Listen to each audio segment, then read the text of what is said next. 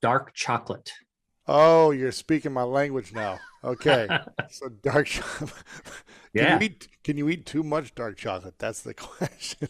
I have never seen anything about an overdose of cacao, but I will Hmm. tell you that cacao has been shown to actually double the number of stem cells flowing in your bloodstream just by having 2 cups of hot chocolate made with 80% high flavanol chocolate, dark Come chocolate. on. Yeah, it's been done in people 60-year-olds with heart disease. So wait, what happens when you drink or you eat this dark Drink. chocolate? What Okay. happens?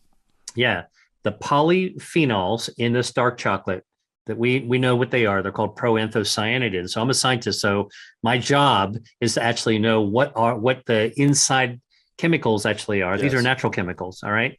Most people don't need to know that, but you drink it and it tastes good. That's all you need to know. But I'll tell you, these natural chemicals found in cacao actually trigger a reaction in your body so that they call out the stem cells. So it is literally like bees flying out of a hive, can double the number of stem cells. And what's the practical impact?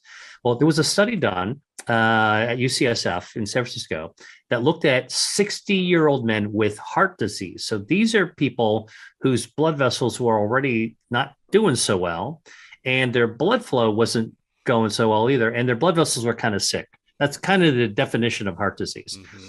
By having the stem cells coming out, they were able to actually double the resiliency, the function of their blood vessels. So they got better rebound, they're better agility. Their blood vessels are in better shape because their stem cells are regenerating their circulation. Wow. So this is human studies, right? Like most of the time you hear about scientists talking about rats or mice or cells.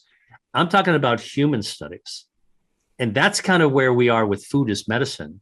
It's not the kind of like the guesswork. Like we can Hmm. do serious research to get down to exactly what's actually happening at the human level. So that's the second, health defense Okay. systems. Okay. Third one?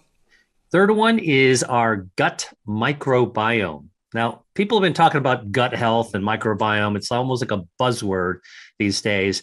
And people are saying, well, we can actually scoop your poop and we can actually measure your microbiome and we can tell you what you need to eat and what you don't need to eat. Again, I'm a scientist, so I will tell you that there are 39 trillion bacteria in the typical body. That's more stars than in a night sky. All right. Wow. So we barely understand the gut bacteria, but what we do know is that this gut bacteria actually controls our metabolism, communicates with our brain, actually can help us heal from the inside out. And very importantly, our gut bacteria basically lives. If you think of your gut like a garden hose, it's Hmm. a tube, and you were to cut a garden hose in half, and you look inside it, there's a lining. Okay, the bacteria is inside the hose, but inside the wall of the garden hose, that's where your immune system. 70% of our immune system lives inside our gut. So our gut bacteria, 70%. yeah, So if you're feeding your gut a lot of bad foods, it's you're probably to poison get you're yeah. poisoning your immune system. You're Wow. preventing your gut bacteria. Now, I'll tell you what's interesting about the gut bacteria.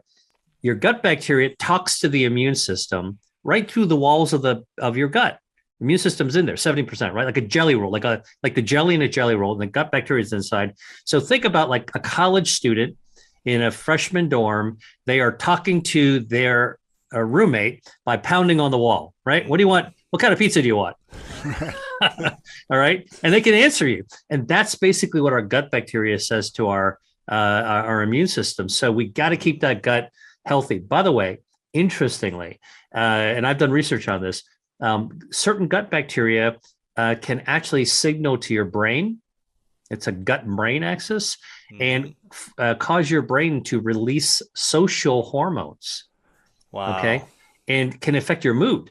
So, when you've got a crappy gut and you feel crummy in your gut, I guarantee you, like, it's not just because you're irritated, it's affecting your brain as well. That's So, crazy.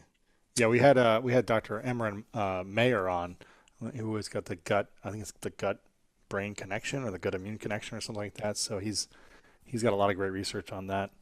Yeah. So, well, the key thing though is that foods can actually help right size your gut health. Mm, Think about it like an ecosystem, the Great Barrier Reef. So mm, certain foods can support the ecology, the ecosystem, the Great Barrier Reef, and certain ones actually kill the coral. All right. right. And so our it continuously want to keep it in good shape all the way through our lives. And by the way, even conditions like autism, Alzheimer's, and schizophrenia are all now seemingly connected to our gut bacteria. Really? Yeah. Now, is there a way if someone has those, are they pretty easy to reverse though, or is that hard? We're well, listen, we're just figuring this out because right now, medically, we prescribe medications to try to treat those things. And a lot of times those medications just blunt the symptoms. Okay. They cover up the symptoms. They don't get at the underlying cause. Now, we don't know exactly how the gut bacteria communicates with the brain completely yet, but there's one giant nerve called the vagus nerve. It's like a giant shoe. It's about the thickness of a shoelace, and it hangs from our brain all the way down into our gut. Mm, Okay, goes right near, wraps around our esophagus on the way down, and we think the gut bacteria basically sends text messages up to the brain through yes. this big nerve. Okay, so the key though is that foods can actually influence our gut bacteria, either good bacteria or bad bacteria. So that's important. So that's a third health defense system. Okay. Okay. So with the first, Angiogenesis, number one. yeah, yes. Stem Second, cells, number stem two. cells. Gut microbiome, number three. Okay. The fourth one? Number four, our DNA. Now, if you watch CSI, DNA is just sort of like a genetic fingerprint, a code that you can find on a crime scene. Or if you're actually trying to do ancestry, look for your ancestors, you figure out how much of you is Neanderthal, right? Yeah. I think I was 1% Neanderthal when I did it. Yes. So the key though is it's DNA is a lot more than our genetic code. It actually protects us from the environment. Now, what do I mean by that? Well, you know how if we are exposed to we get sunburn, ultraviolet light, you damage your DNA, and what happens? Cancer, skin cancer, right? If you inhale lots of fumes from a chemical plant, it's going to actually damage your DNA in your lungs. You get lung cancer, right? But think about it. If you are in Los Angeles and you're driving on the I-10, or if you're actually just walking on a beach, you are actually getting ultraviolet radiation. So how come we don't get skin cancer all the time? Because our DNA is hardwired to fix itself from damage. And so the DNA is a protective mechanism from the environment. I always tell people when you're pumping gas, if you still drive a gas vehicle as opposed to an EV, I always ask people, do you stand upwind or downwind? What do you do? Are you upwind or downwind? Do you know? I mean, upwind, right? So you're not getting the fumes in. Is that what you mean? Right. Yeah. Well, if you're standing downwind, you can smell the fumes, Yes. right? And if you're smelling the fumes, you are poisoning the DNA in your lung. So how come we don't develop lung cancer after pumping gas? Because our DNA is hardwired to fix itself. And so our DNA is sort of like a self-defense mechanism against the environment, radon from your basement, okay? Off-gassing from the new car you just got, or the Uber that you're riding in, you know, or the furniture that you got, right? So like this is this incredible defense mechanism against our environment. And then and foods can actually speed up the repair, help fix holes that are in our DNA. And then the other kind of pièce de résistance for our DNA's defense is that there's something called a telomere. I don't know if you've ever had anybody on your show talk about telomeres. Telomeres? Yeah. Yes. These are see if you're the longer the telomere, the longer you can live or something, or they can. Right. Well, I'll tell you basically what like to remind your listeners and viewers, basically, if your DNA is like a shoelace, the telomere is like the little plastic cap at the end of the shoelace. And over time, that little cap kind of wears down, just like on a shoelace. And you know, when that cap is gone, man, that your shoelace just falls apart. Yeah. And that's what happens to our DNA. So we need that cap. That's called the telomere, and it burns down like a life fuse. So, you know, like Mission Impossible, light the fuse, right? So this thing is burning down. And when it burns down, that's it. Your cell's done. So what you want to do is to slow down your cellular aging, and harsh things that you do to your body, smoking cigarettes, being a couch Mm-hmm. potato, being exposed to damaging oxidative stress, actually just being stressed out, like we are now with this friggin' pandemic. Those things all shorten our telomeres. They burn the fuse Mm-hmm. faster, Stress. but yeah, but foods can slow it down, and some foods can reverse it and lengthen the telomere, which is Wow. really cool for from an aging perspective, What are right? those? What are those top three foods that help lengthen the telomeres? Green tea is one of them. Coffee. I got Really? a, yeah, it's amazing. I got a little, I used to live in Italy, and I just got into this habit of drinking espresso. So I got a little cup here. Amazingly, coffee actually lengthens your telomeres. Come on. I kid you not. Wow.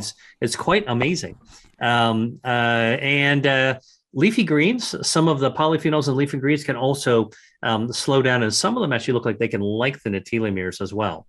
So the Wow. key thing is that we are not just hapless pawns of aging. We can actually do something about it, and we can also fight against our environment, because look, the tax that we pay for being on planet Earth Mm-hmm. is we're exposed to stuff all the Yes. time, and we count on our body's health defenses to fix it. So that's a fourth defense, and our fifth defense is our immune system, which, after 2 years, over the last 2 years, we all know how important our immune system is. Mm-hmm. But what if I told you that your immune system is so powerful that when it's in its best shape, even when you're 80 years old, it is strong enough to fight cancer. In fact, it can even wipe out metastatic cancer that's spread all over your body. That's how strong your immune system is if you give it the chance.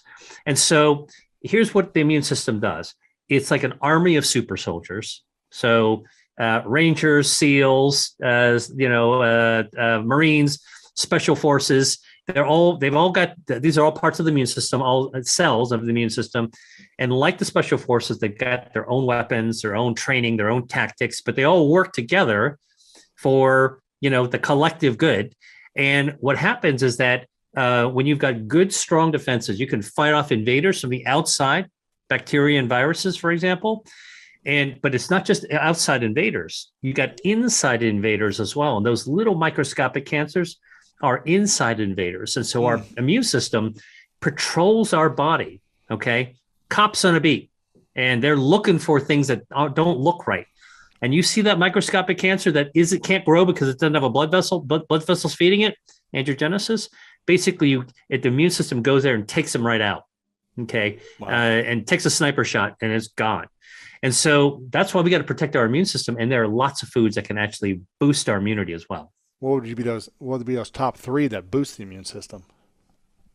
Blueberries are a food that definitely boosts the immune system. It's in young people as well as older people.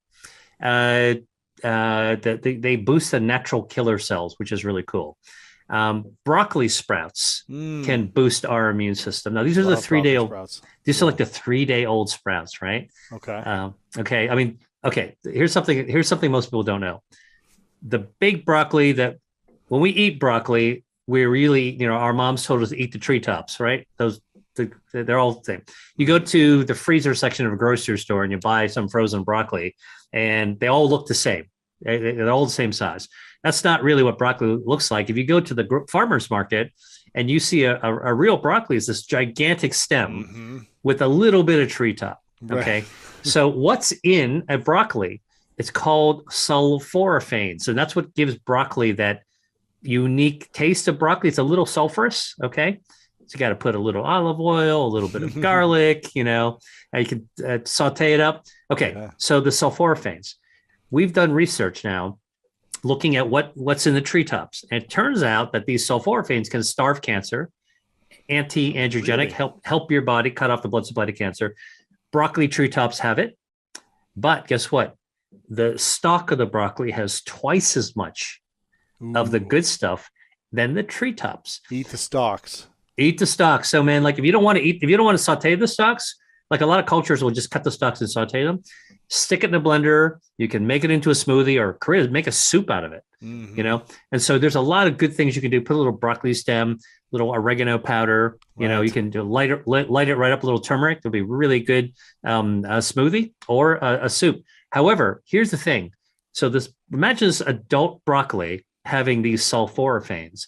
Well, it turns out that these big broccoli plants used to be sprouts, and the sprouts pretty much were sprouted from the seed with all the sulforaphanes it's ever going to have. Mm-hmm. All right. So Interesting. when it gets bigger, it just gets distributed with the stalk closer to the ground having more of it, of course. But the broccoli sprouts have 100 times more Wow. of the sulforaphanes, the good stuff, as a grown up broccoli. So broccoli sprouts. Now, studies have been done to show that if you give people a flu shot, people in the winter should get a flu shot so you don't get the flu. All right. Just go to your drugstore to get one. Turns out that if you they did a study looking at people getting the flu shot, and they gave half the people a little shake made with broccoli sprouts, and the other group just got a placebo. And the people who got the broccoli sprout shake and the flu shot, their beneficial response of their immune system is 22 times higher. Huh. Like it totally rocked if they actually had a broccoli sprout shake. So that's not Wow. food versus medicine. That is food and medicine, which is really cool, right? Interesting. So we Well, never want to throw out, we don't Yeah. want to throw out the baby with the bathwater. We want to figure out how to make everything go work even better. Absolutely. How do people melt the fat, Dr. Lee? We're living in a time now where half the population almost is not just overweight, but obese. How do we solve this? There's a lot to unpack in that question. And I like to start by basically saying that my book, Eat to Beat Your Diet, the title's a little bit of a trick title because it's not a diet book. It's kind of an anti-diet book to say how we can actually improve our metabolism, fight body fat, and actually elevate our health, which is the real goal, our inner health, without ever having to go on a diet. So saying that, I can tell you that the whole idea about body fat, it's loaded. The word fat is actually a real loaded term. In our society, it's associated with a lot of negative connotations, right? When you think about fat, it's usually something not that you don't want. Even if you walk by the butcher section in the grocery store, you see that rind of fat around a steak. Yeah, you'd rather not have that, right? But it turns out, and this is what I write about, that there's a new science to the body that gives us new appreciation of what fat actually does and how that connects to our metabolism in ways that we never thought actually existed. So that fat itself is not a harmful entity when you've got too much and you got obesity. It is harmful. But up until that point, actually, fat, believe it or not, is a human organ. It's an organ as important as your pancreas, your liver, your spleen, your heart, your lungs. And it actually fulfills very, very important purposes for our everyday health connected to our metabolism. And most people think about fat as something that grows on you. And when you see it, you don't like it. So we all went through this. We've all gone through this, right? Get up in the morning, take a shower, step out of the shower, out of the corner of your eye, you see in the mirror a lump or a bump that you don't want to be there, right? That's what makes you think about body fat. But actually, most people don't think about the fact that body fat actually existed before we were born. And that leads us, I'm a scientist, so I like to ask origin stories. Where does fat come from? And fat starts in the womb. Wow, it starts in the womb. And certainly the fat that we are packaged with in utero, it's not bad in any way. It's probably is performing a vital function for life. Yeah, let me explain that to you. So when your mom's egg met your dad's sperm and they got together, formed a ball of cells that's going to be the future you, right? When they started to make tissue that will ultimately be your organs, the first tissue that got laid down were your blood vessels, because every organ needs circulation. So that gets laid down first, right? So this is like building a house. What goes down first? Well, blood vessels get created when we're created. Second tissue that gets laid down are nerves. And why that? Because every organ needs signaling to be able to tell them what to do. And so your nerves send those signals, right? Seems pretty fun. Like if you were creating a blueprint of a body, those would be the two things that you do. And that's actually what happens. Third tissue that gets laid down, surprisingly, is fat, body fat. And they're called, fat cells are called adipose cells. Adipose is another word for fat. And they actually form around blood vessels, kind of like bubble wrap. You know, if you had a blood vessel and you were to wrap bubble wrap around it, that's what fat looks like. Now, what does fat do? And why is it wrapped around? Because fat cells, adipose cells, actually are fuel tanks. Fat actually stores fuel, and the fuel is absorbed from the blood, gets into the fuel tank. And so that makes total sense why they're actually located that way, right? So then after that, the rest of our organs start to build all around that. This just tells you how important fat is from the get-go. Fast forward to 9 months. Baby is born. What do you call a beautiful, healthy baby? A fat, pudgy, chubby baby, right? Big fat cheeks, round tummy. Think about it. Like their arms and legs are like those balloons in a circus where they make poodles out of it. Literally, the clown makes it, right? Like literally, they look like that, right?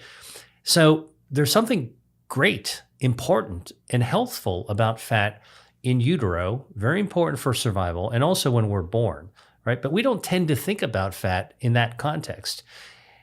By sort of counter distinction, if you actually saw a baby when they were born and they had chiseled cheekbones like a fashion model, and they had thin arms and long, thin legs like on a runway, you would be taken aback. You'd go, man, there's something wrong with that baby. Yeah. Right? And you'd be right. Okay. So a fatless baby, a thin baby, lean baby is not well.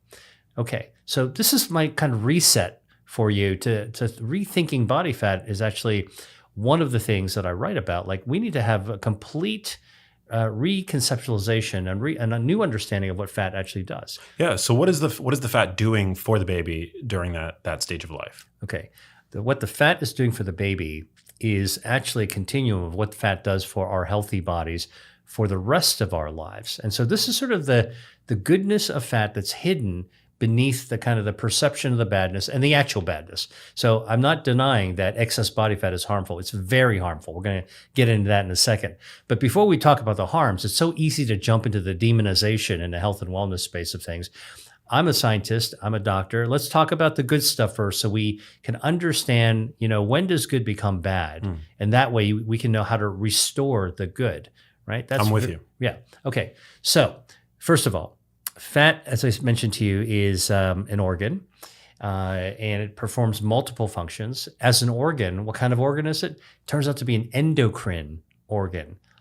Produces hormones, like your thyroid, like your adrenal glands, okay, like your pancreas.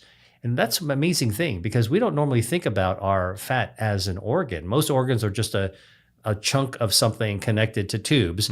Well, fat's actually a kind of organ that is just distributed throughout our body. And what does the fat produce as a endocrine organ? It produces hormones, 13 different hormones that are known currently. Wow. All right. And 3 of them I want to mention because I think it's important just to give some examples of what this hormonal function of fat actually is.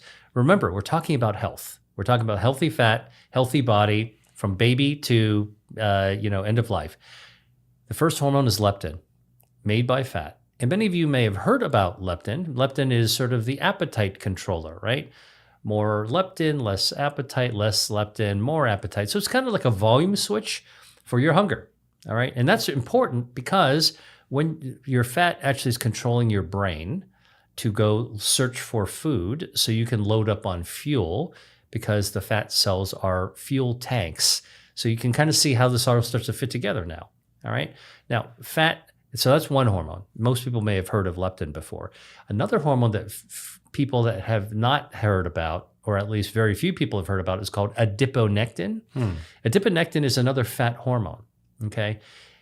It's a very important one, and it's completely concerned with helping your body gain energy from the food that you eat, all right? In fact, it works as a partner with insulin, which is a hormone that helps energy. So let me tell you, if I were to take a vial of your blood, send it to a regular hospital lab to analyze your hormones. your adiponectin levels and mine would be 1,000 times higher than any other hormone in your body. Wow. Higher than testosterone, higher than thyroid hormone, higher than cortisol, anything else. Now, why is that? It's because adiponectin partners with insulin to make sure that the energy that you have from the food that we eat is efficiently absorbed into our bodies. That's our metabolism. It's part of our metabolism. So good, healthy levels of fat perform this function to bring in energy along with insulin. It's very, very important, as a foundation for our energy. Now, there's a third hormone I want to mention. It's called resistin. Resistin is like the brake to adiponectin. That's the gas pedal. Gas pedal goes down. Let's absorb lots of energy fast, hard.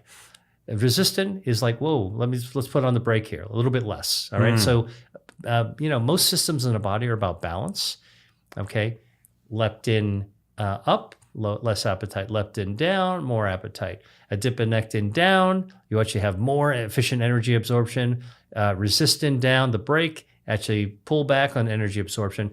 Makes sense because we want to fine tune our metabolism from day to day. So that's one very important thing that normal healthy fat does. It's the setup in the womb. The babies start to do it right away, and it continues throughout our lives. This is how we normally function. Now, a couple of other things that fat does as well, besides being an endocrine organ. It's a cushion.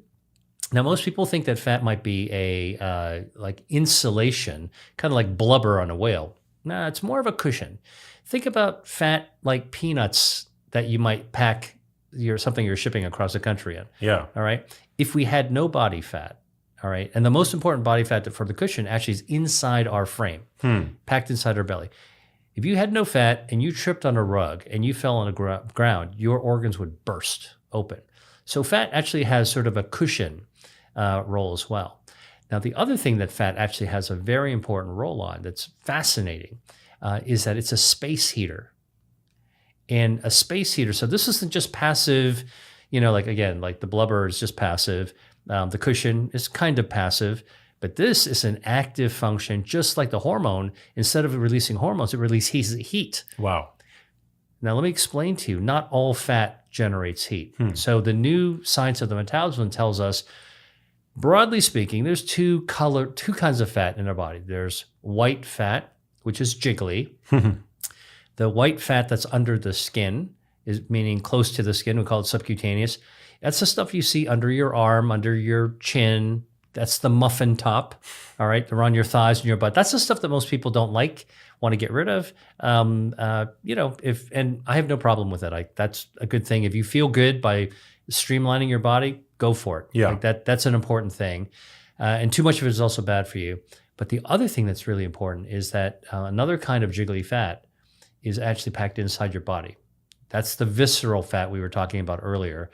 Now, visceral fat doesn't care if you have a big size body like a weightlifter in the Olympics or a thin body like a javelin thrower in the Olympics. It can grow inside. And that fat is sort of like the peanuts for packing that we talked about, except when it starts to grow excessively, it goes from being a packing peanuts into turning into a baseball glove that wraps around your organs and chokes your organs. Ooh. And it can happen whether you're apparently thin or you, obviously, if you actually have excess weight. All right, that's white fat. Both not so good for you. Visceral fat, deadly. So both the subcutaneous fat and the visceral fat are white fat. Correct. Got it. Right. Now, the other kind of fat that's not white fat, the other kind is called brown fat.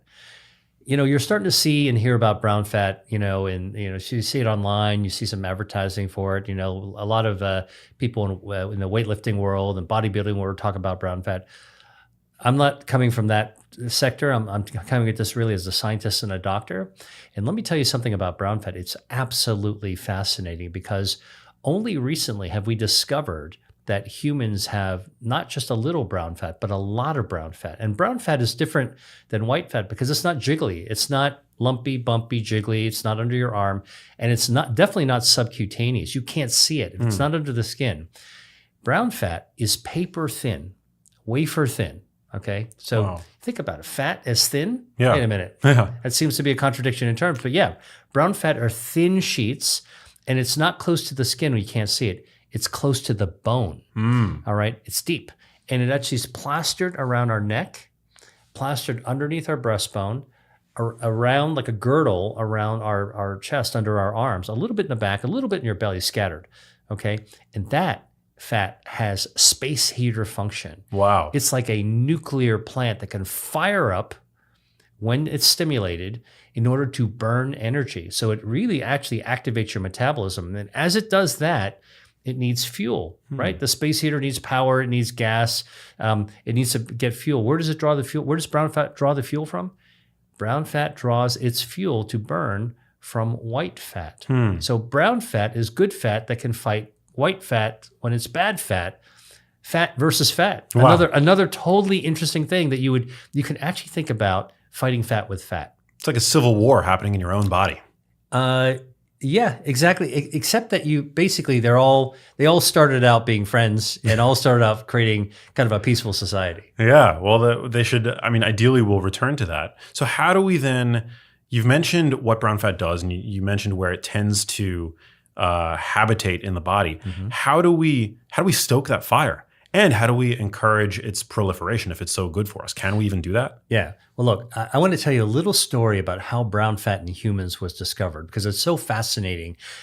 I think that there's so much to be learned about the origin stories and the history of things because it just gives us a better appreciation that this isn't just a trend or a fad.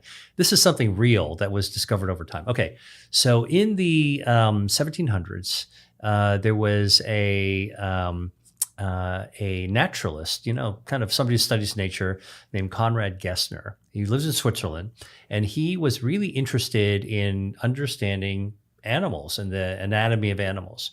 So he was actually taking a look at a rodent that lived in the Swiss mountains that would hibernate, and he would catch one and dissect it. And, like they do in the old school days, they would draw the organs.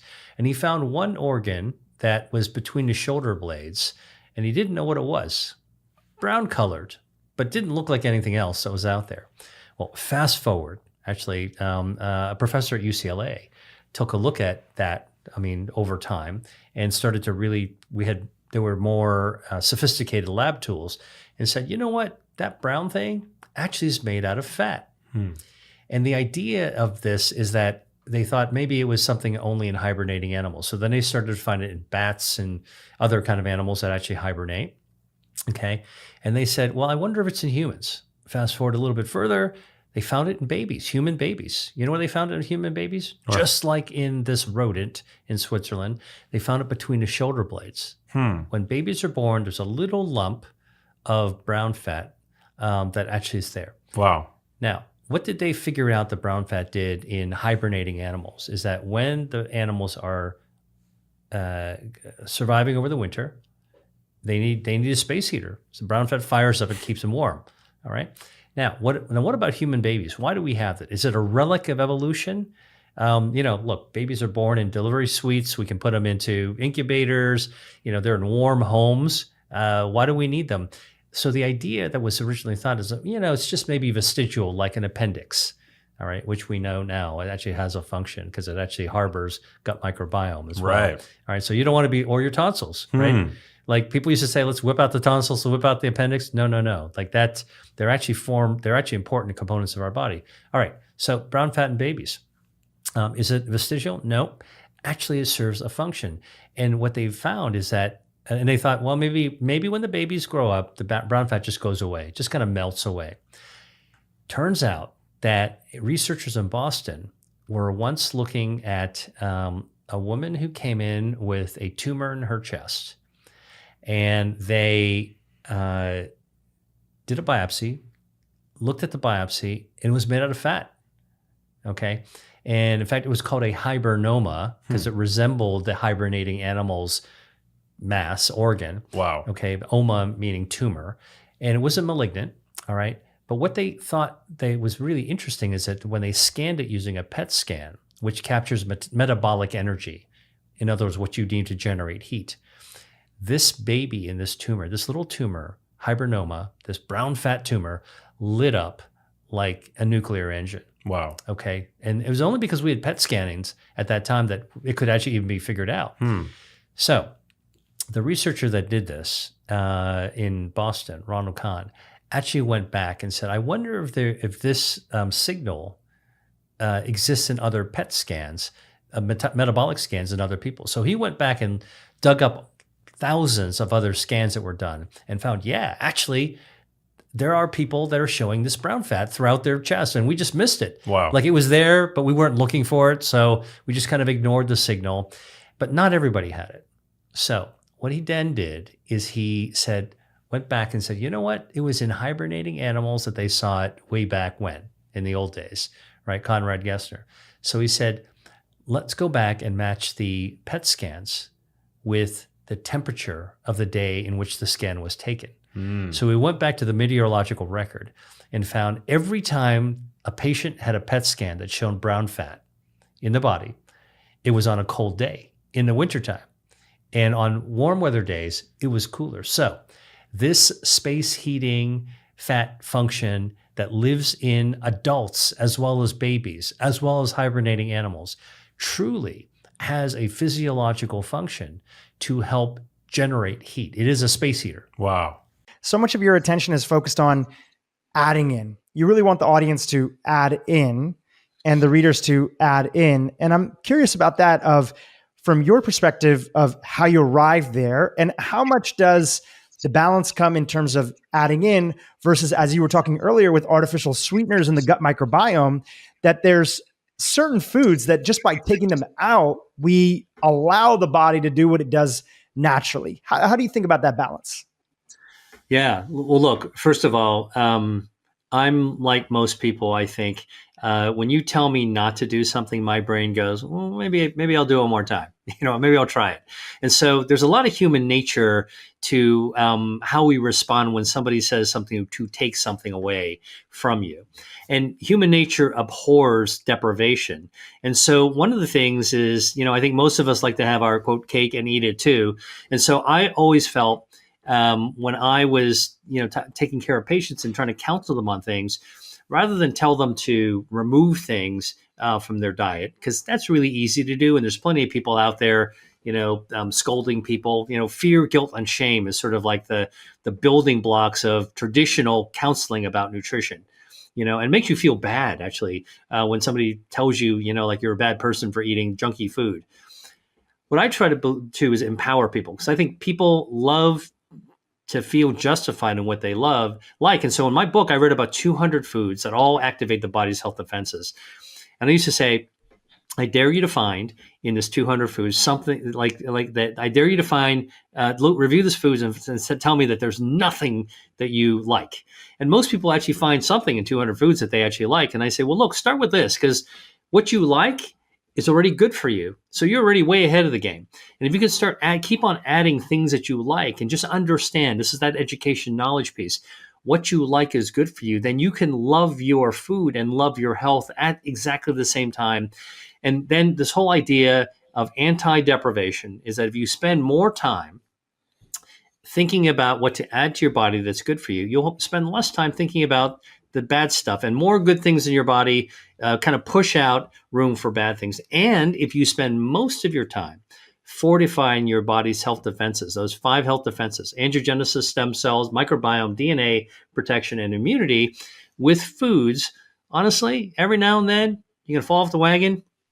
You can eat something you really like, or you really want to, or, everybody's eating it around you, and it's not that good for you. That's all right. Your body's got you covered. Your health defenses are there as a shield. So again, I think that there's just a healthier way to navigate through your life. These strict diets don't work for a long time. They're unsustainable. So I'm all about how do you actually get people to feel like they're in control, and what they like to do already is actually good for them. No, that's a great explanation. You're crowding out the quote unquote bad. I mean, there really is no bad, because the beautiful thing about it is that, there's this term that's coming out now more with blood sugar and continuous glucose monitors.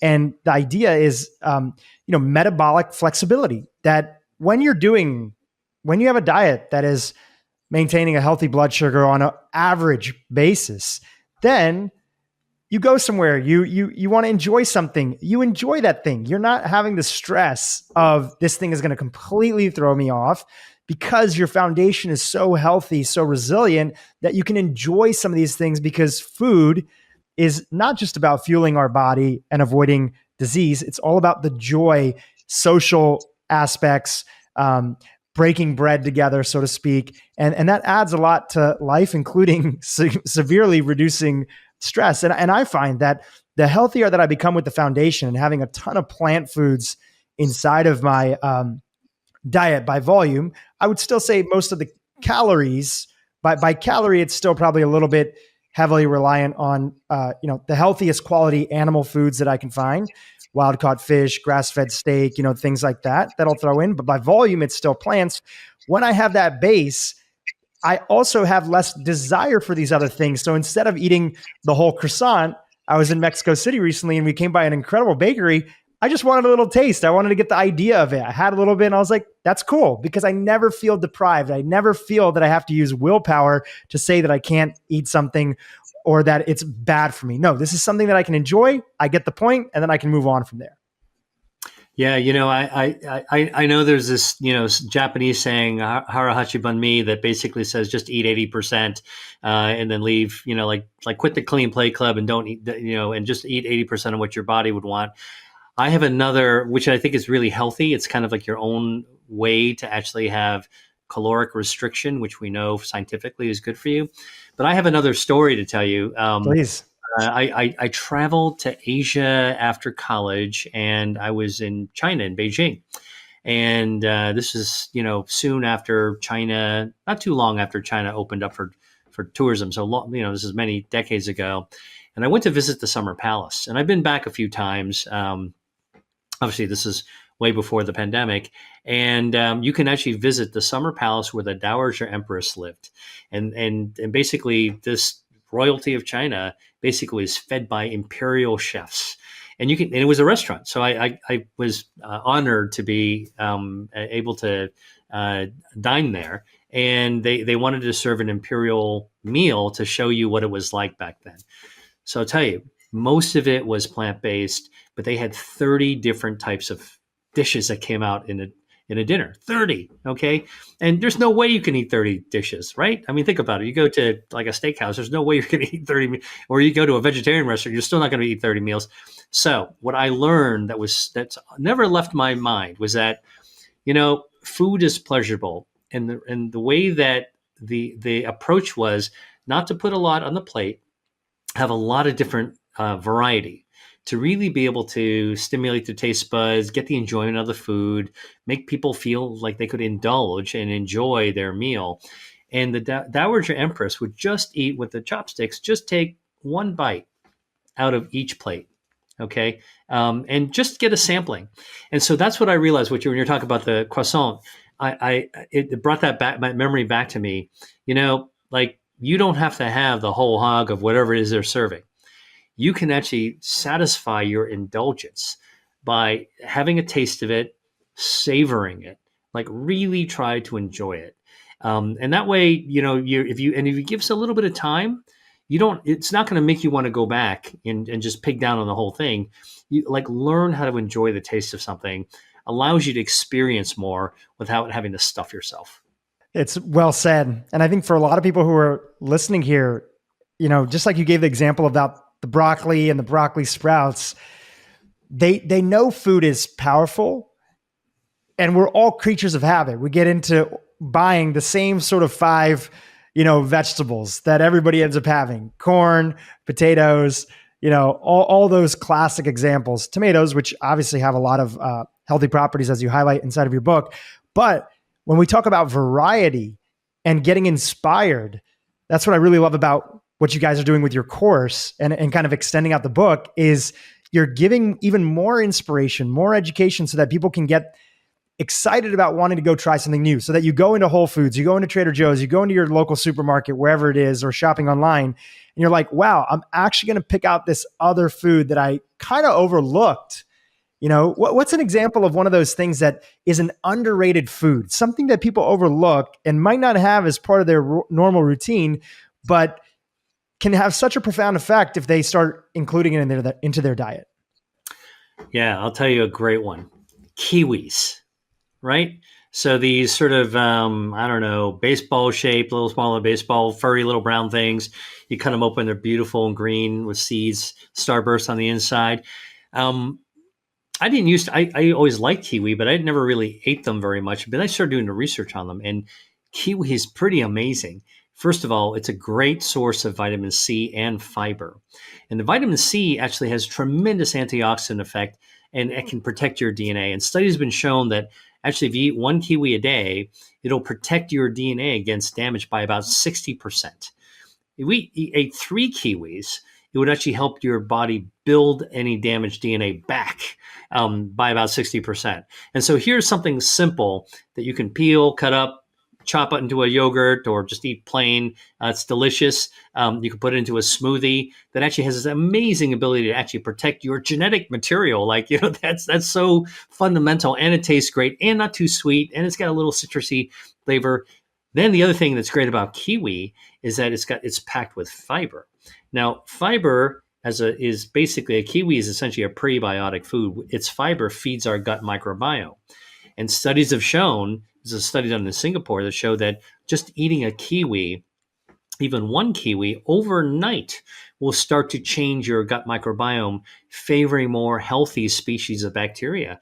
And so, I always tell people, if I tell you something like that and you try a kiwi, you can't unlearn what I just told you. Every time you see the kiwi, you're going to say, you know what, I know there's something good about it. And then if you remember what that is, that's really what I try to do with my course, is really try to teach people how to make it second nature to make great choices and to be enthusiastic about it. I think most people are kind of intimidated by, this is, kind of like the whole philosophy behind my course. People are intimidated by diets, right? To begin with, they're a little, maybe I didn't do so good in my life. I should do better. It's always, people go into a diet in order to try to get better. And what I try to shift that paradigm is, look, if you're serious about getting healthy, and this is the time you want to actually do it, it's not that difficult. You just got to dive in, engage. You do want to be awake. You need to be alert. And you got to realize it's not about somebody feeding you a superfood or a super supplement, and that's all you got to take every day. It's really about understanding more about you. It's self-knowledge about how your own body works, right? At some point, we all figured out how our eyes work and how our lungs work and how our prostate works and our uterus. Figure this out. This is like the cutting edge science. You want evidence, you want food as medicine, and you want to know that it's not about memorizing food. It's about memorizing how your body actually works, and then recognizing our bodies actually work really well to complement certain foods. And so what does a tomato do? Tomato contains lycopene. What does lycopene do? Actually protects our prostate. Man, that's a really good thing. Also protects our breasts. That's a really great thing. You don't need to remember all the chemicals. You just need to remember that that's the way to do it. And then I try to get people to be passionate about cooking, because, one of the antidotes to unhealthy eating is really trying to get back into the kitchen and preparing your own meals. You don't have to be a fancy chef. You don't even have to have a fancy palate. If you can fry an egg, you can actually cook healthy food. And that's what I try to do, is to try to make people feel like, lower your guard. It's not a problem. You can actually learn how to do this. And, there's nothing more satisfying to me than to actually go out and, find some great looking, healthy, fresh foods, figure out how to cook them and taste it myself. It's like back in wood shop when you're in junior high school and you created your own toolbox. Man, that's really cool. I made that. And that's how I want to get people to feel excited about food as medicine. This is not hard. It is not a burden. It's not an onus. This is something that you can do. You can make for yourself. It's powerful because, we started off this interview by talking about how, again, well-meaning, well-intentioned researchers, practitioners, people that we look to as the voice of authority in a lot of key areas. Sometimes it's not the absence of evidence, it's just the lack of awareness of the evidence that's there. But also, we as individuals call us consumers, people that are in charge of our own health, that are just trying to live a happy life, take care of our families. We have to take on some of that burden. I think in a way we have, and there's a lot of layers to this, but we expect a little bit too much from our doctors. We expect a little bit too much from the healthcare community. They're just doing their best, right? They're just doing their best that they can. So we have to remember that, where we need help, and thank the Lord for all the incredible medicines, many of which you've been a part of, developing, that have given us healthier lives and extending lives as well too. But on a day-to-day basis, us getting educated is so key and central, because if you don't know or care enough, then you become a victim of sort of the marketing. And the marketing could be in the health world and the wellness world, or the marketing could be towards big food companies. Again, all primarily well-intentioned. We used to be a society that was dying of not enough food, and that's where a lot of that marketing comes from. But now we're dying of having too much of, too much food, and too much of especially the wrong foods that are there, the ultra processed foods. So empowering yourself with that knowledge, it actually is the thing that makes the difference. What would you say would be like 5 tips that you could share with the audience on how people can improve their diet quality? Yeah, happy to give you the 5 tips, but let me kind of frame this by saying there is so much negativity associated with food. I'm coming at this from a completely different perspective. I would say negativity was out there, and also misperceptions and lack of accurate information. So I like to kind of turn the entire formula around and come at this with, how do we not fear our food, number one, and number two, how do we actually use the facts and the science to really be able to inform how we can embrace food instead. And, this has to do with my background as a physician, as a scientist, and as somebody who's actually been involved with biotechnology and developing cancer treatments and diabetes treatments and treatments for blindness for almost 30 years. The reality is that food, in fact, is really one of the most powerful healthcare interventions that we can do for ourselves. And 5 tips I will give you right up front that could be really useful is, and this is sort of, really across the board for anyone who has to eat, which is everyone. I would give you the 5 general principles. Number 1, stay hydrated, because dehydration actually makes everything in your body work harder. And so if you want your food to work for you, you actually want to make sure your body has enough water content to be able to keep all those metabolic processes functioning really well. Number 2, I would say eat what you like, but make sure that most of what you eat, and the priority of where your head goes when you're choosing something, making good choices, really falls in the category of what we call plant-based foods, which is pretty broad. I mean, there are hundreds of foods that are plant-based, and it doesn't have to be broccoli and kale. It could be beans, it could be mushrooms, it could be onions, it could be garlic, all the things that you think hark back to those traditional, delicious recipes that came from the grandmothers of the Mediterranean, whether it's Italy or Greece or Spain or France or Asia, whether it's Japan or China or Thailand. I mean, all those delicious things that you might see in a menu. I want people to think about healthy eating as, when you look at a menu or when you actually are shopping, look for the things in the produce section first, or look for the things that actually have vegetables in them. They don't have to be the only thing, but if you use that as a kind of a filter, you're going to be doing something really good for you. That's the second thing. Third, I would say, to the extent possible, avoid ultra-processed foods. And we all have things that we like, that we grew up with, that are snacky type of foods. And we all have lives that take us in different places in our communities or around the world even. And we can't always get the healthiest food. But what I want to kind of like emphasize is, if you can cut down, if not cut out, ultra-processed foods, things that actually have lots of artificial preservatives, artificial colorings, artificial flavorings, those are the things that actually taste pretty good and we're kind of addicted to from marketing and from our childhood. So we've got legitimate reasons why we like these things, because they taste pretty good. If you can cut down, if not cut out those things, that's actually going to tip your dietary pattern in your favor. The other thing that I would actually say that would be really helpful is to try to avoid foods with added sugars whenever you can. This is your regular soda. This is actually even your diet soda, which actually has artificial sweeteners added that mess up your gut health in your gut microbiome and actually throw your metabolism off kilter. But stay away from added sugar, because we can get plenty of sugar from the regular foods we eat. But if you start stuffing candy bars, the habit we had as kids, right? Halloween, get that pillow and stuff it like a gunny sack and go out there and peg out all night long. Look, that's a lot of artificial sugar. And even as adults, we wind up actually snacking that way unconsciously. And it actually overloads our metabolism. That's a fourth thing. And the fifth thing I would actually say is that I want to come back to beverages for a second.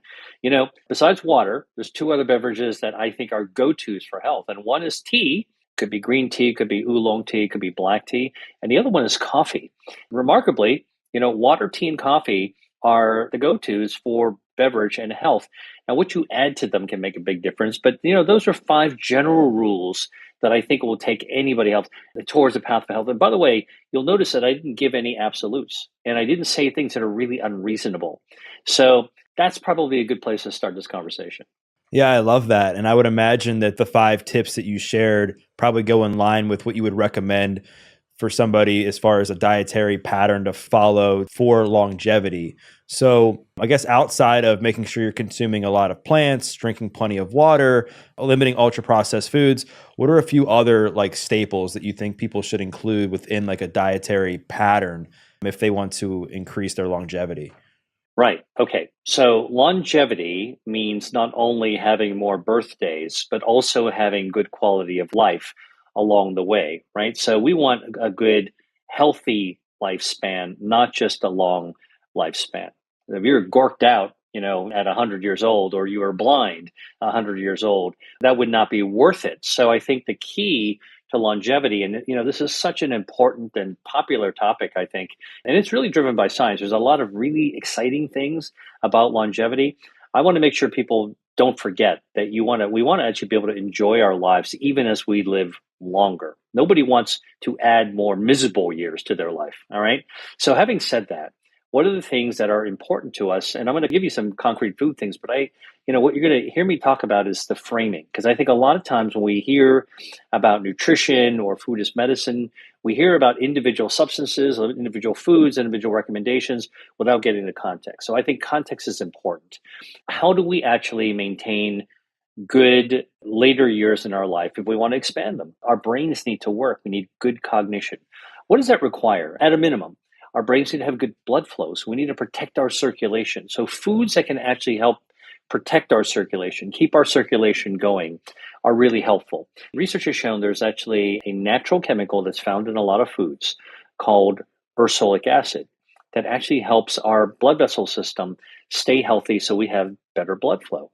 Where do you get ursolic acid? It comes in chestnuts. It comes in fruit peel, which is found on dried fruits, which are a healthy way to actually get a lot of dietary fiber, which feeds our gut microbiome, our healthy gut bacteria in our body. And healthy gut bacteria text messages our brain and helps us release social hormones. So we're happy to do the things and see the people that we happen to see. And so this is sort of like a little bit of a contextual idea of some of the foods that we can eat and the reasons why, in order to be able to have a good, long, healthy life. I think number one would be actually having a brain working really well. Second one, just tell you is, we want to be able to move. We want to actually, you don't want to be wheelchair bound or paralyzed or so weak we're unable to be independent or as independent as we possibly can. So we need our muscles to be able to function properly. Now, muscles are built and broken down on a daily basis, which is why, young kids are so active and teenagers are working out. And, why we actually try to encourage people to actually exercise is that, use it or lose it is really absolutely true. So we want to use it. Well, in addition to just physically exercising, we need to be able to actually build our muscles. Now, how does our body build our muscles? From the time we're born all the way until our advanced ages, uses stem cells. Now, these are not the stem cells you would get at the strip mall injected into your knee, or for your tennis elbow or your shoulder. These are stem cells we were born with. And a lot of people don't know this, but humans do regenerate. We were actually formed of stem cells when our mom's egg met our dad's sperm, and we were just a ball of cells, all stem cells. And these stem cells actually will run from your jaw and our face and our ears and our livers and our hearts. And we have a bunch left over when we're born, about 70 million leftover cells They're packed away, kind of like on the shelves of Home Depot, extra cans of paint. You can draw on them when you need to. And these stem cells actually will participate in building our muscle over time. So what are some of the foods that actually help help our stem cells come out so they can help to regenerate things? Well, it turns out that extra virgin olive oil turns out to be really helpful for our stem cells. It protects our stem cells as we age. And not surprisingly, in the blue zones, those parts of the world where people live really to healthy, ripe old ages, over 100, for example, centenarians, they tend to eat olive oil, extra virgin olive oil, which, by the way, comes from a plant. It's a plant-based healthy fat. Number two, there's another fat that you should know about that's found associated with protein. That's in seafood, and that's omega-3 fatty acids.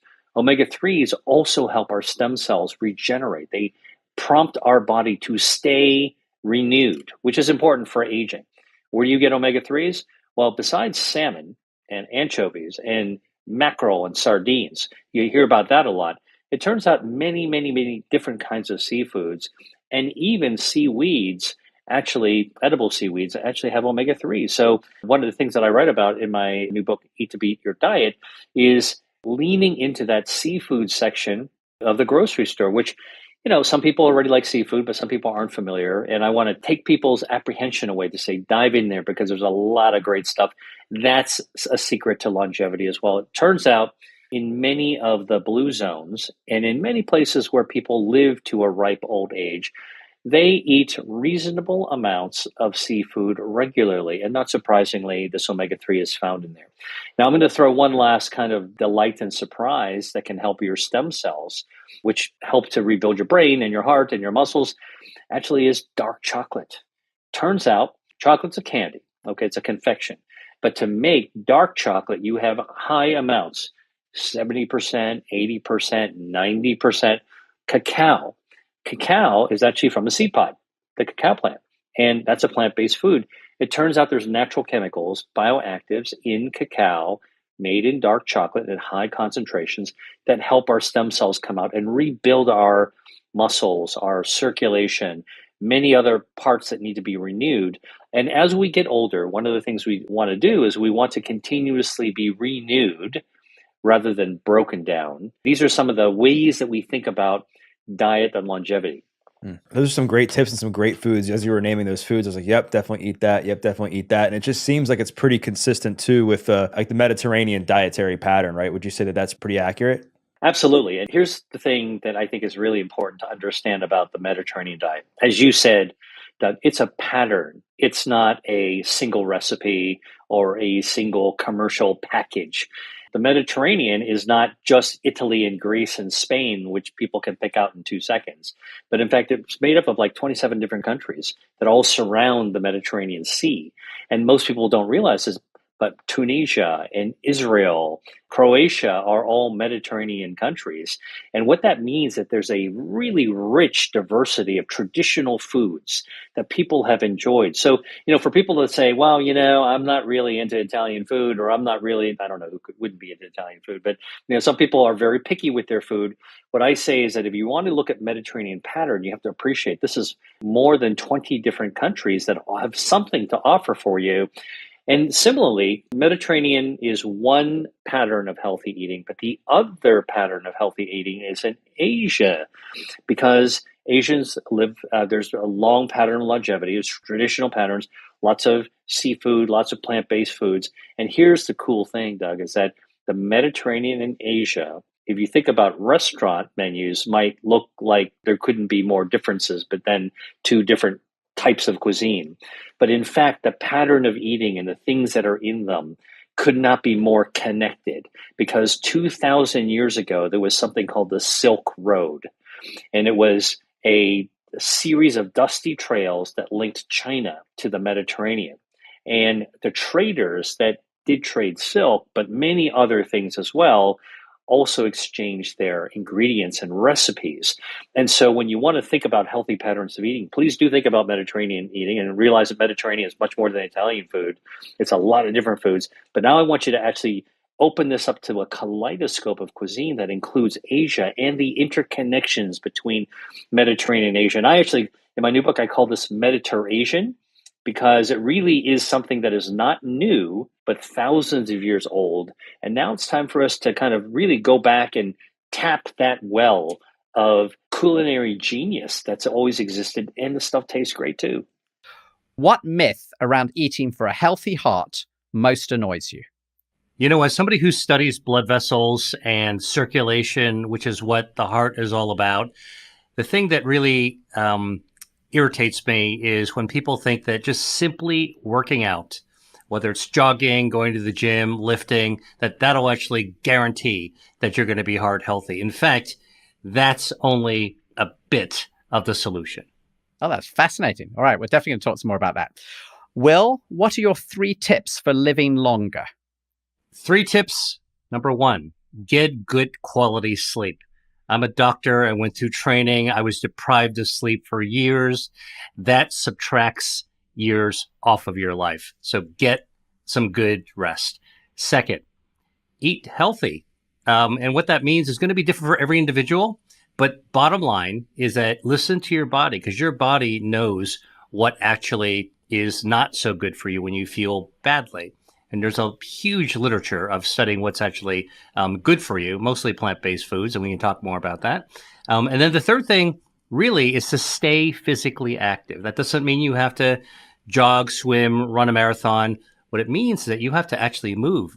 Brilliant. I think everybody here knows that their heart is really important, right? Anyone for the last 100 years has been told about that.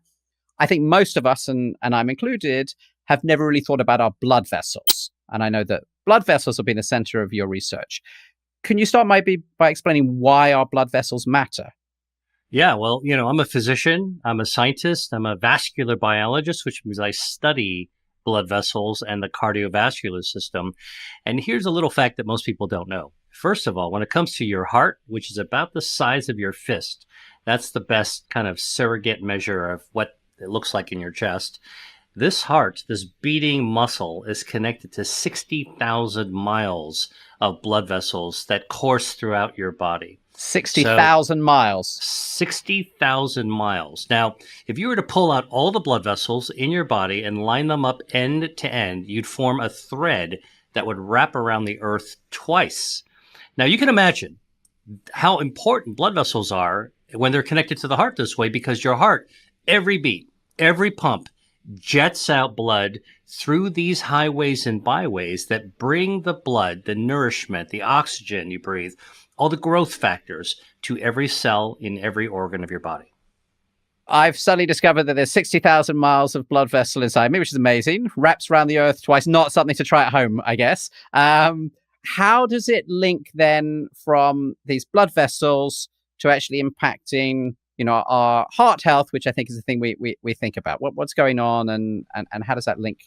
Yeah, well, I'm sort of trying to give people a view that they may not have thought about, right? Because most people think of the heart, you go jogging, you hear the lub-dub in the background, the soundtrack of your heart beating.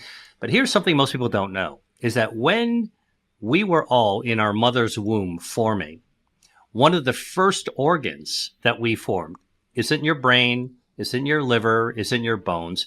It's actually your heart and your circulatory system. And they all form pretty much at the same time. And they form with these things called stem cells. So imagine just dropping a group of marbles on the ground and they randomly kind of fall on the carpet. They roll around and they don't look like anything. Those are your stem cells at, say, day 5, day 7 after conception, when dad's sperm met mom's egg. Over the course of the next weeks, those marbles coalesce together and they begin to organize themselves to form these channels. They call them first lakes, blood lakes, before they form tributaries, before they form streams.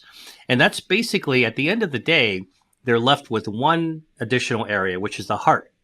That is special because it actually has muscles, special muscles that will actually pump, and its own electrical system. And so basically, when you think about how your heart and your blood vessels are actually connected together, they were formed together at the very beginning.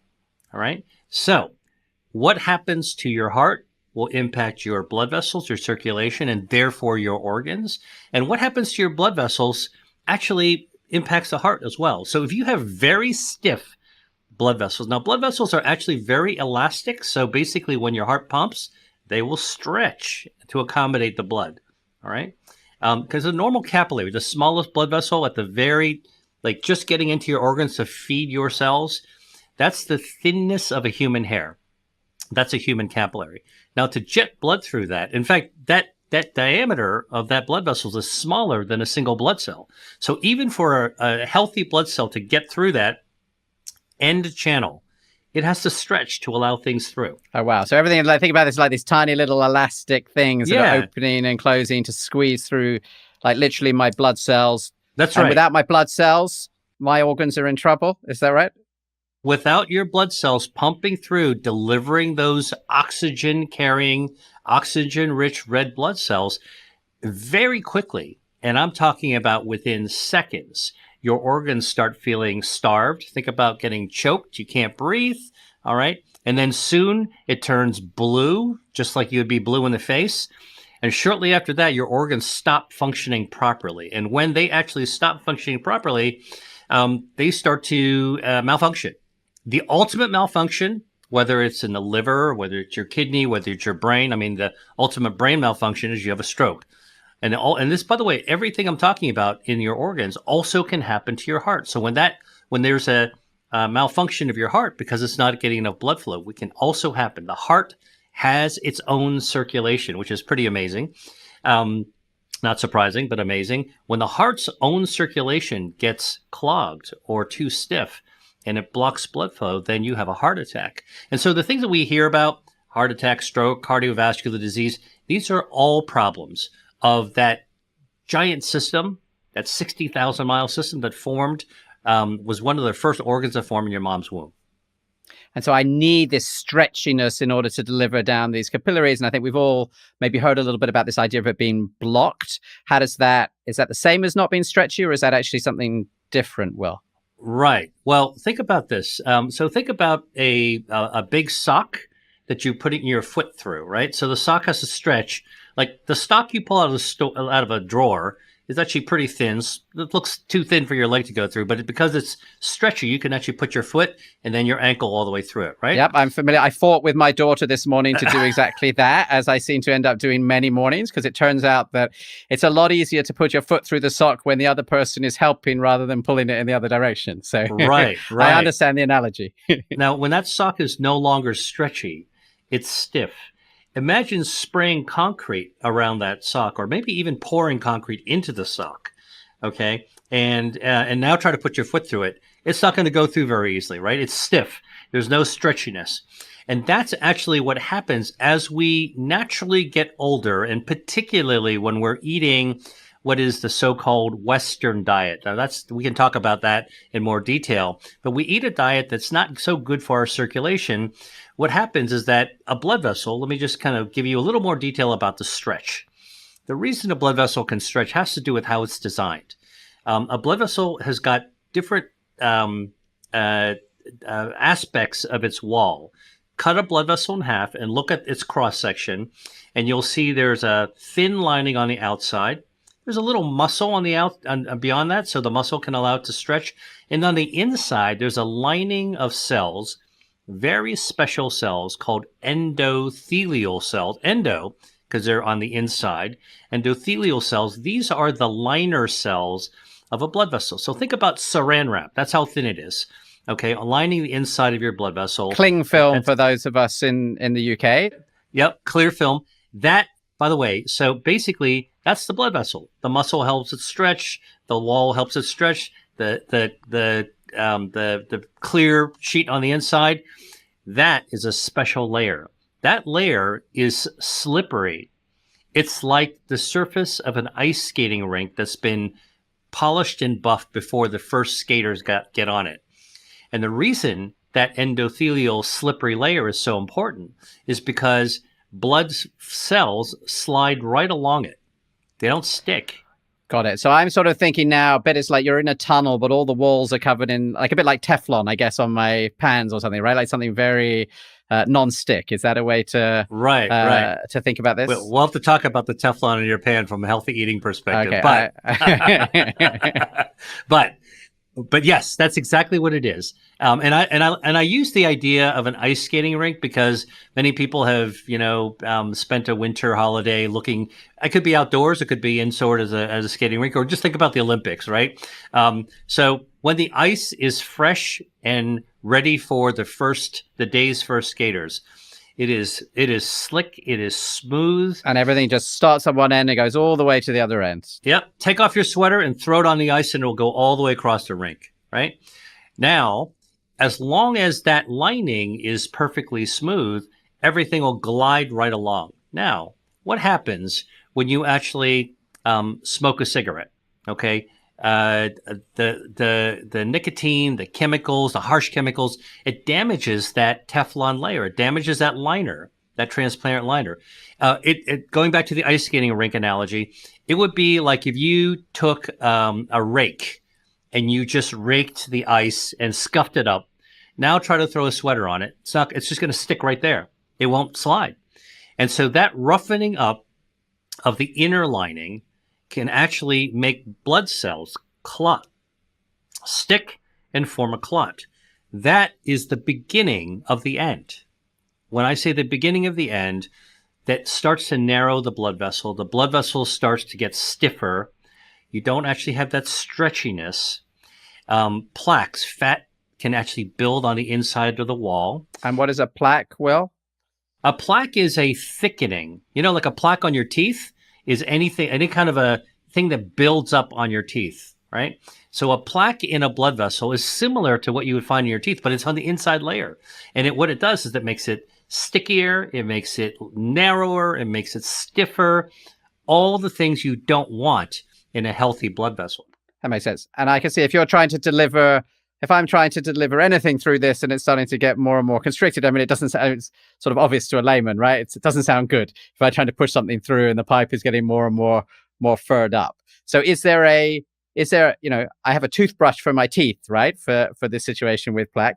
Is there a toothbrush in this situation, or is this a sort of one-way direction? This is just going to get worse and worse as we get older and we fur up these blood vessels? Well, this is actually the most exciting thing. When I went to medical school, we thought it was a one-way street, meaning once you start narrowing and stiffening the blood vessels, the only way you could do it, we used to think about it like a clogged toilet, right? Like we've all experienced that. Toilet's supposed to flush, goes all of a sudden it's not flushing anymore, it backs up. Terrible. What do you have to do? You have to like plunge it. Call the plumber. or you have to snake something down it to clear it, right? Yep. And so that's what I was taught when I was in medical school. You got to call the heart plumber, the cardiologist, the interventional cardiologist, who basically will stick a rotor-rooter, which is like a coil, in your groin, snake it up through the blood vessels in your groin into the blood vessels in your heart, and literally rotor-root it, like basically drill out that clog to clear the toilet. So it is a bit like brushing your teeth. Fancier technology, but Exactly. Well, and then of course it would clog back up. And so what they then invented in the medical world are stents, which are literally little Teflon or metal coated stents that would strut the blood vessel open, right? So sort of like a thin, like think about Mission Impossible. You get this little thin thing, you put it into the blood vessel, and then boom, it opens up, and now it's actually stenting open, forcing open the blood vessel. Now, that sounds good because you've solved the immediate problem of the lack of blood flow, but actually guess what? That actually also damages the natural elasticity, stretchiness of the blood vessels. So now you've got basically an iron tube stuck inside your blood vessels. That's not normal and that's not good. So then we developed statins, which are drugs aimed at actually lowering the amount of stuff that could clog, fatty deposits that can clog the plaque on the walls. Statins actually work pretty well. They work by metabolically lowering the amount of cholesterol and other lipids, fatty things that float around in your blood. If you've ever cooked bacon, you know that, after the raw bacon starts frying up and the wonderful bacony smell is in the air and you take the bacon out, you know that you're left with a pan of grease, right? Now you're going off eating your brunch or what have you. You come back to the pan after breakfast, and what do you actually have? You've got this congealed mess. Imagine that congealed, white, creamy, thick stuff, the bacon grease. Imagine that is actually sluicing through your blood. Doesn't sound good, right? Like nobody's going to suggest that this sounds like a good thing to be going on inside you. No. And that's what statins were designed to do, is to sort of try to cut through that grease like a detergent and lower the levels in your blood. Sounds like a good idea. But here's the problem. Statins, which are capable of actually preventing the buildup to some extent, have a lot of side effects, actually. It's a $1 billion blockbuster area of pharmaceuticals, and many, many people are on them. But, statins can damage your muscles, can damage your kidney, can damage your liver. There's all kinds of things. Every drug has an effect and the potential for a side effect or an unwanted effect. So not particularly a great solution. And frankly, people shouldn't take medicines. I'm a doctor. I was trained to write prescriptions, but my own practice, my own mindset of how to help a patient is really to try. If you are forced to give somebody a prescription, my goal has always been to figure out from the beginning when you're going to take the person off the prescription so they no longer need the drug. Now you need to find a different solution. So this is different than writing a prescription and putting somebody on a drug for the rest of their life, right? Like how many of us know people like that, or even doctors who actually think that way? My view is that medicines can be life-saving, but if you put somebody on a medicine, the goal, ideally, is to figure out how you're going from the beginning, when you're going to take them off it. So now research actually has then discovered that there are foods and lifestyle issues that can actually reverse all the things that damage the elasticity, the flow, that can block your circulation. I mean, we started at the very beginning, right? We just started saying, drop those marbles, they're stem cell, they haven't formed, and then they form, and they work perfectly when you're a baby.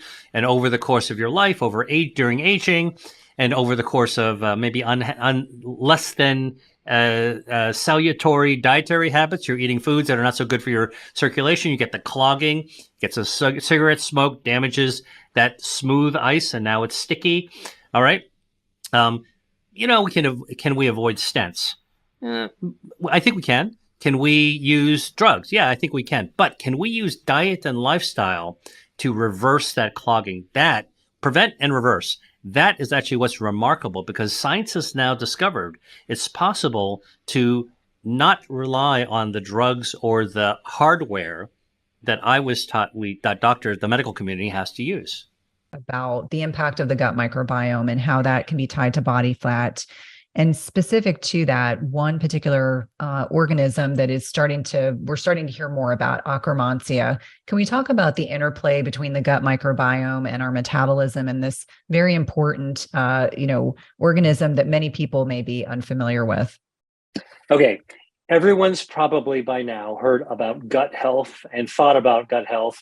If this isn't something that you've heard about, ask a friend or a family member. They'll start rambling on about everything about it. Okay. Here's the thing. Gut health in scientific terms and medical terms relates a lot, refers to, our gut microbiome.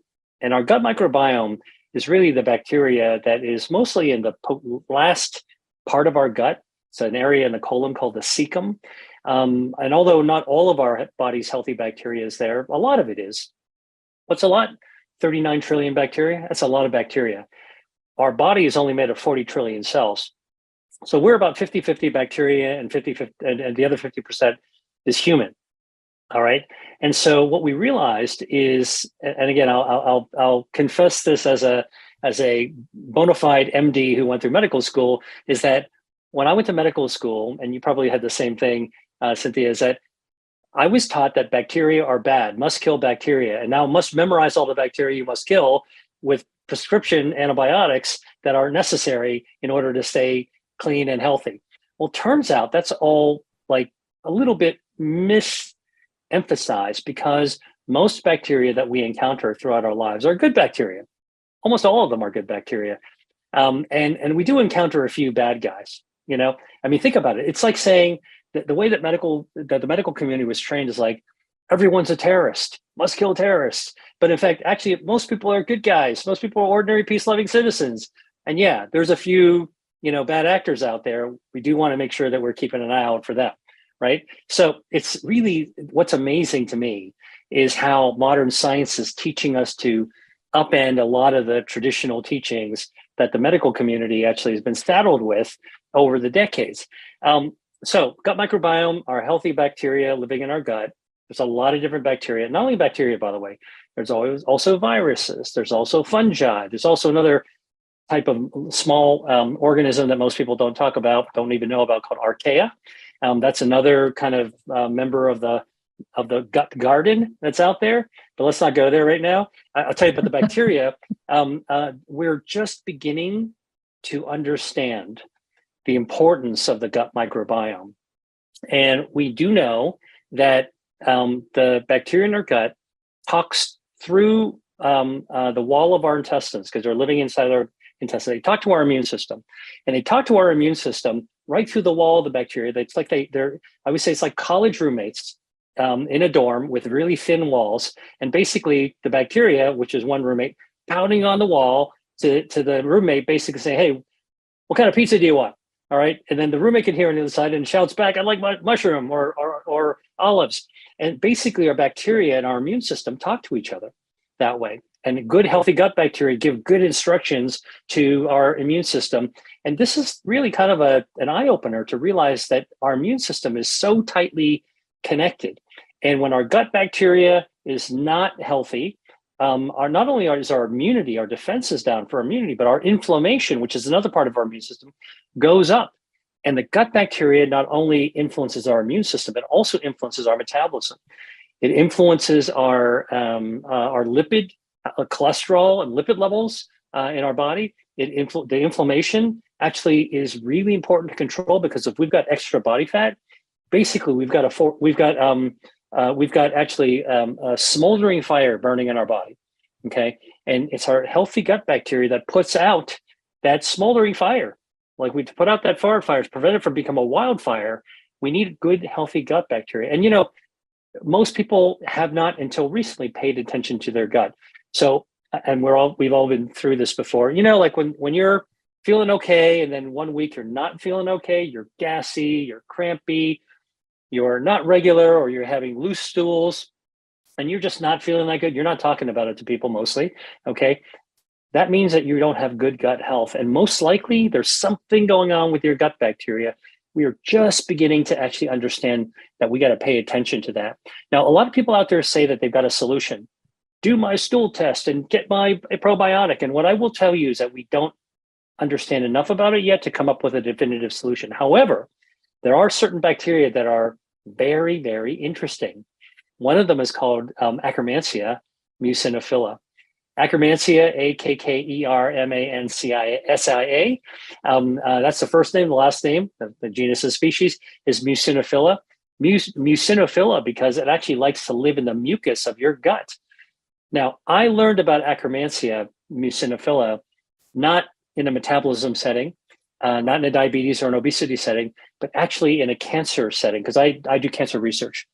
A few years ago, I was with a colleague of mine, Dr. Laurent Zipvogel, who discovered in cancer patients getting immune therapy, treatments that actually activate our body's own immune system to fight the cancer, that the people who responded well, whose immune system could be coached by the treatment to go out and destroy their own cancer, people who survived, actually had Akkermansia. And the people who unfortunately didn't respond, meaning their immune system did not respond, couldn't be coached by the immunotherapy, lacked this one particular gut bacteria, Akkermansia muciniphila.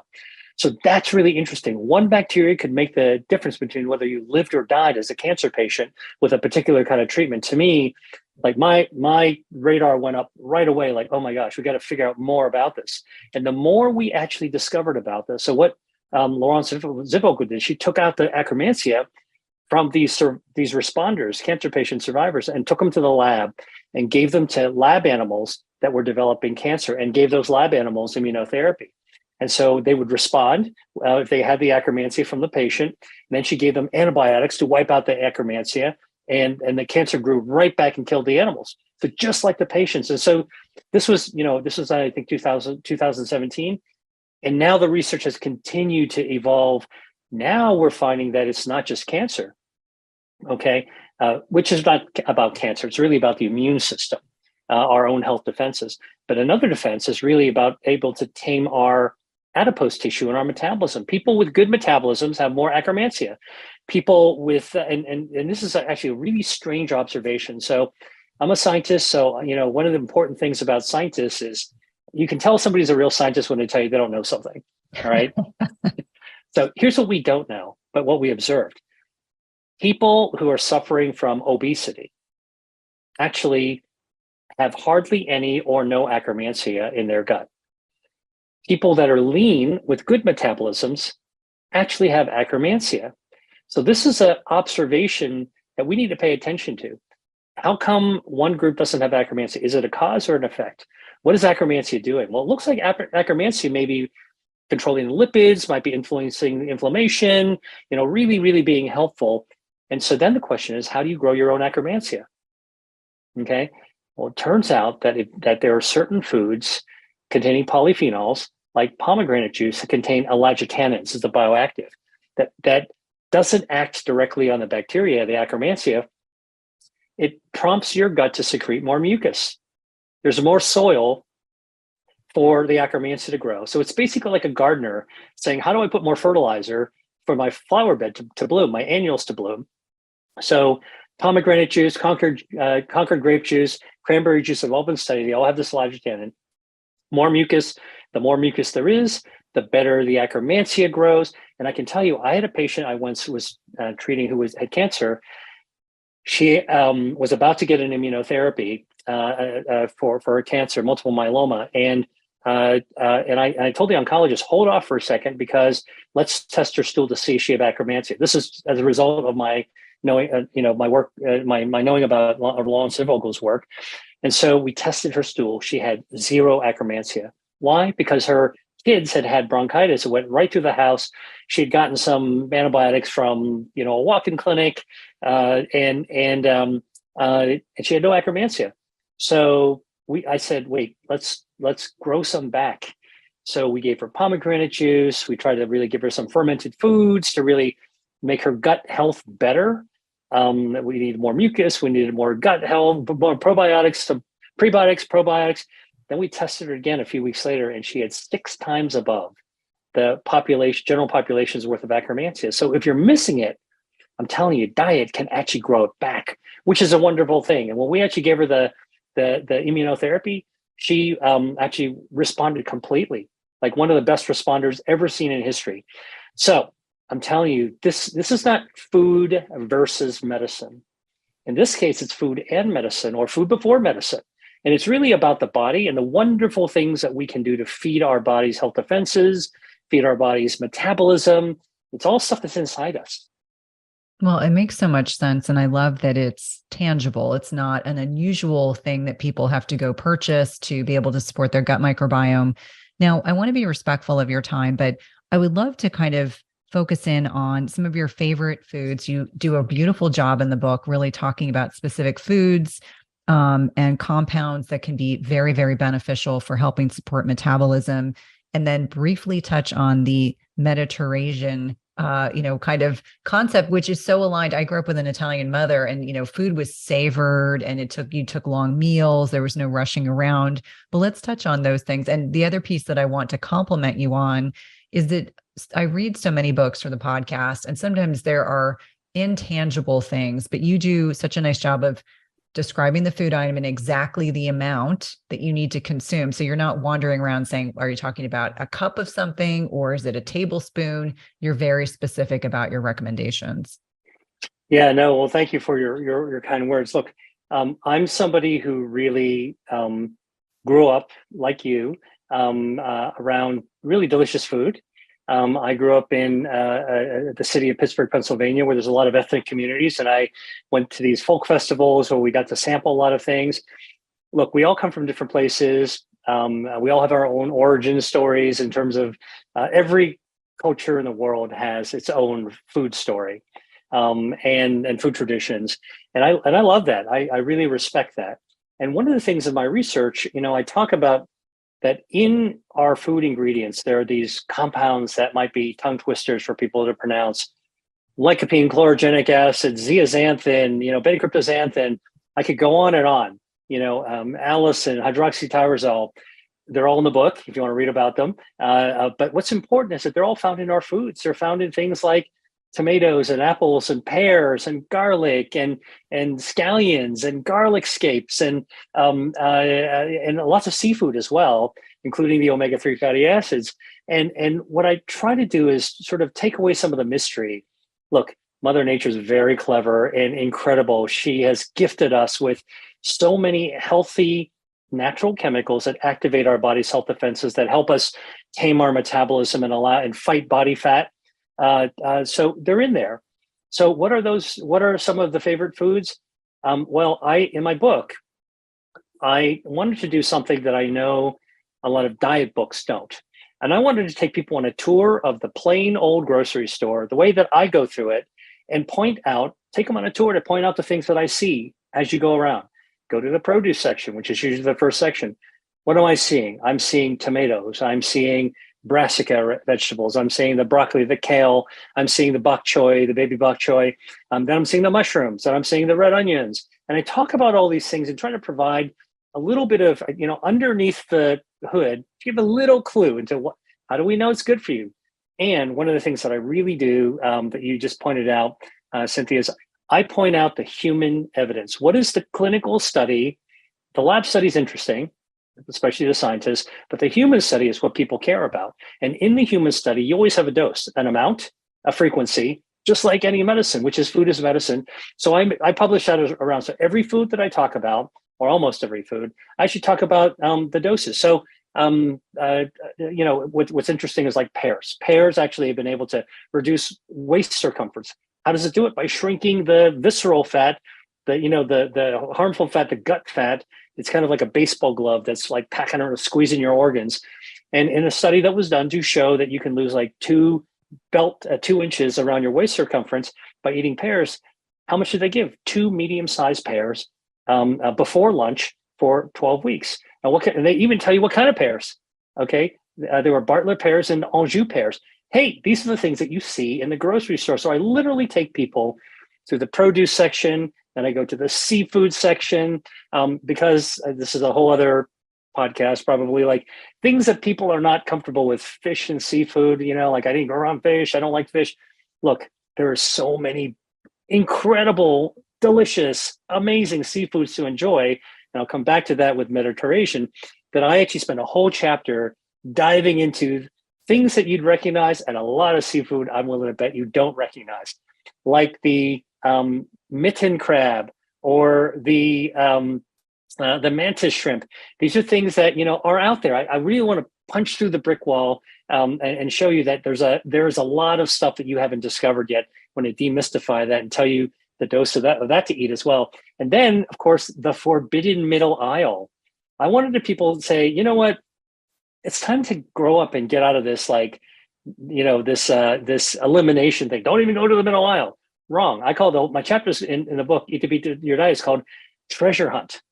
Go into the middle aisle with your bucket, your cart, to hunt for the treasures that help your metabolism, like navy beans, like lentils, like extra virgin olive oil, like apple cider vinegar, they're like dried prunes, like dried mushrooms and chili pepper powder and turmeric. I mean, there's all these things that, I'm trying to let people know that this is every day. Anybody can do this. This is not mystery. And this isn't about elimination. This is actually encouragement to dive right in and find the thing that fits you. So what fits me? I always get asked this question, Dr. Lee, you write about food and health. You're a food as medicine researcher. What diet are you on? And I tell people I'm not on a diet, but I do have a way that I eat. In my way, I call Mediterranean.